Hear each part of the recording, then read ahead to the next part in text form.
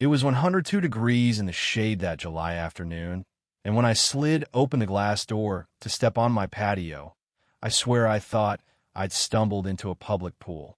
Every lounge chair around my backyard was taken, complete strangers drinking sangria from my glasses, some kid with inflatable water wings launching into the deep end like he was auditioning for the Olympics, and somebody's Bluetooth speaker blasting "Party in the USA" loud enough to set off car alarms 2 blocks over.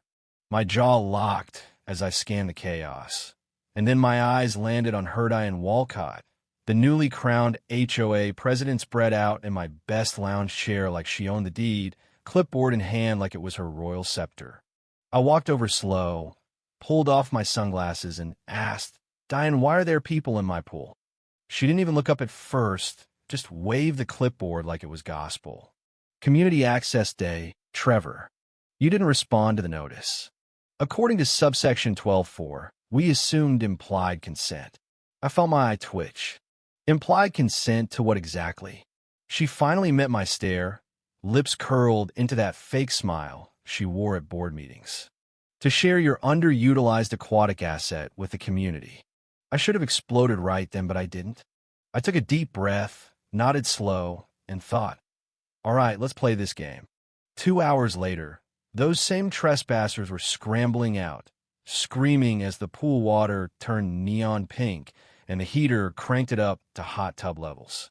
Chaos never looked so beautiful. Let me back up a sec. My name's Trevor Clean. I've lived in Juniper Bluffs 5 years now, kept my lawn cut to exactly 2.75 inches, never blasted music after 9, won the Holiday Lights contest 3 years running. My backyard's my sanctuary cedar pergola, custom smoker, and my pride, a mosaic tiled into the pool edge spelling private in bold letters. Never a problem until Hurricane Diane arrived. She won the HOA election by 3 votes, promising innovative community engagement.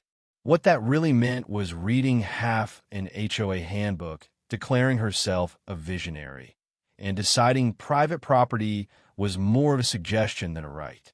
In her obsession me pool, she called it an underutilized aquatic asset.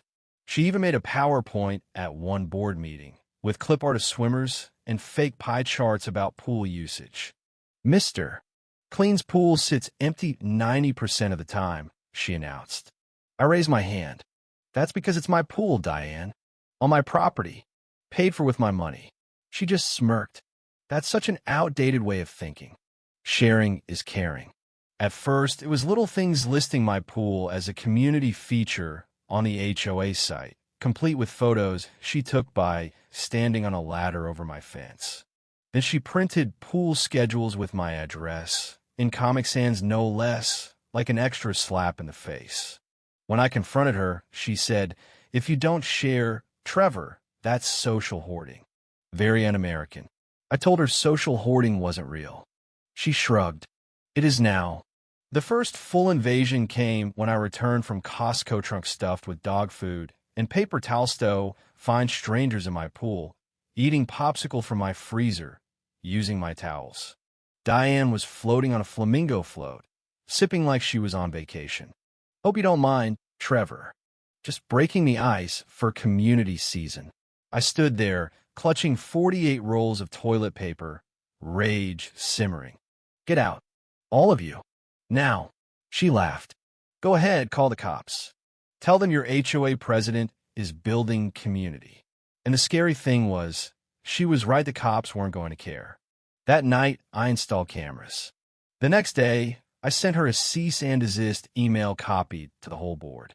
She showed up with brownies and said, "Studies show people who share resources are 40% happier."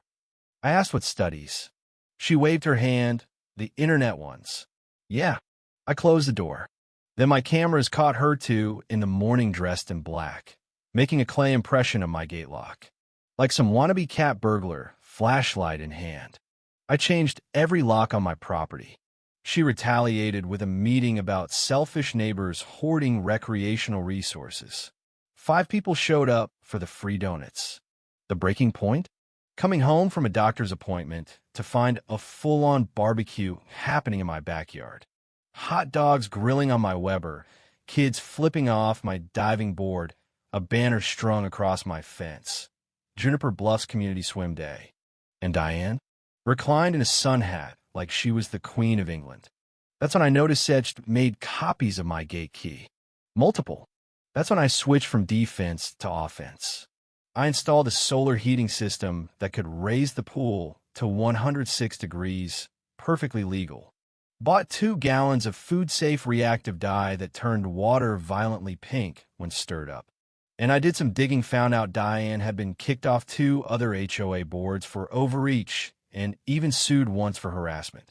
I also volunteered for the HOA violation committee. Nobody else wanted it, and suddenly I had veto power over her complaints. The next community pool day came fast. Diane emailed invites, 20 RSVPs already logged. I prepped my trap dye in the system, heater set on a timer, and sat back with a glass of iced tea. Noon rolled around, trespassers strolled in with the illegal keys, Diane arriving late with a tote of pool toys she bought on HOA funds. "So glad you finally embraced the spirit, Trevor," she sang out. 1 o'clock sharp, she strutted onto my diving board, posed for a camera, and dove.